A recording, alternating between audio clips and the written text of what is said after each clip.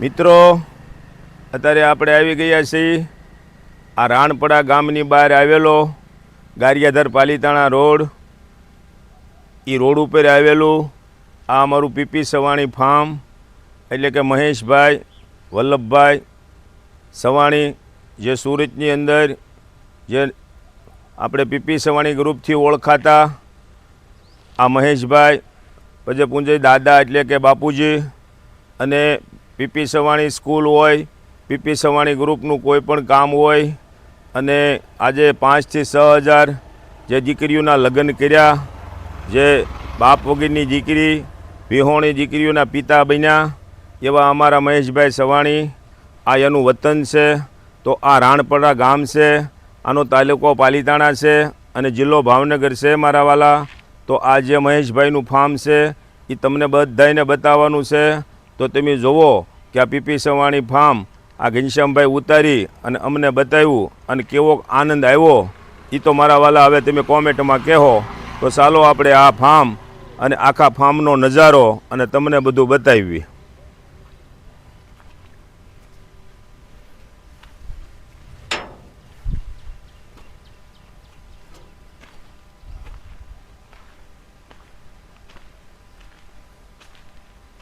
તો આ બધો ફાર્મનો નજારો અને અહીંયા કામ કરતા ભાઈઓ. મિત્રો, આવો બગીચો જોઈ અને આજ આપણને કાંઈક ગાવાનું મન થાય તો એવું ગાઈ કે બધાને આનંદ આવી જાય. એ વંદરાચે વનમાં મી ઢોળ જાજા, મી ઢોળ પરણે ને ઝાડવા બાળ કુંવારા. હું તમને પૂછું મારી બેની રે વનિતા બેન, આવા યવળા તે લાડ તમને કોને લડાવ્યા.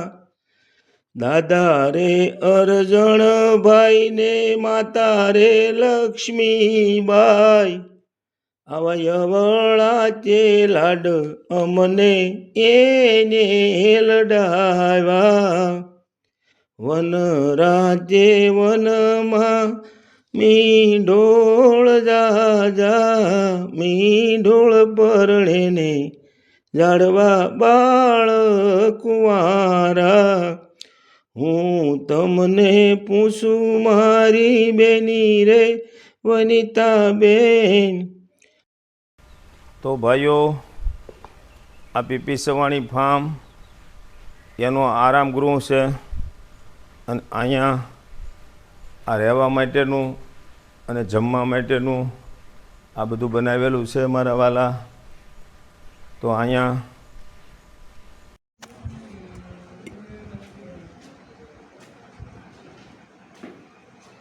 એ મહેંદી ચેવાવી માળીએ ને એનો રંગ ગયો ગુજરાત રે, મહેંદી રંગ લાગ્યો રે.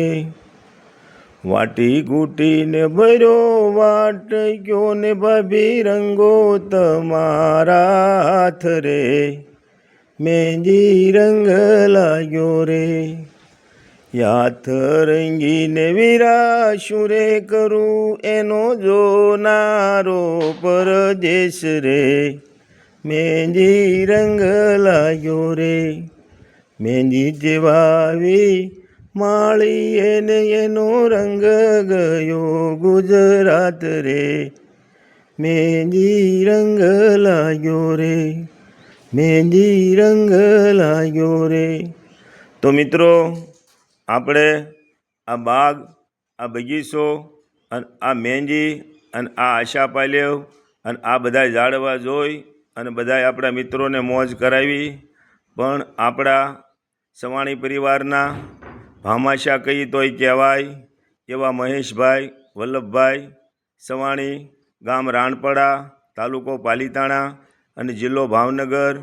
તો આજ સુરતની અંદર વસતા, એટલે કોઈ જે બાપ વિહોણી દીકરી હોય એવી દીકરીઓના એક વર્ષે 200, એક વર્ષે 300, એક વર્ષે 400 એ લગ્ન કરાવવા એ મારા વાલા હેલી વાત નથી. કારણ કે કરવું બહુ કઠણ છે કોઈ વસ્તુ હેલી નથી.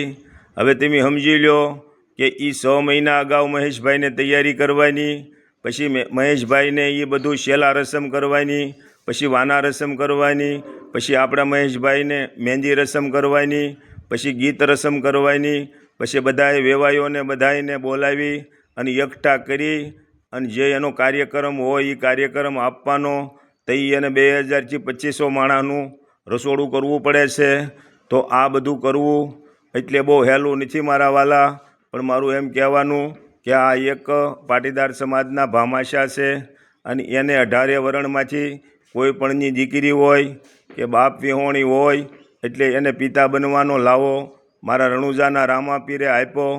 એટલે એ બદલ આપણે પણ મહેશભાઈ સવાણીનો ખૂબ ખૂબ આભાર માની અને આપણને આજ વિડીયો બનાવવાનો મહેશભાઈના ફાર્મમાં મળ્યો એ બદલ અહીંના એવા ભાઈનો ખૂબ ખૂબ આભાર મારા વાલા મિત્રો.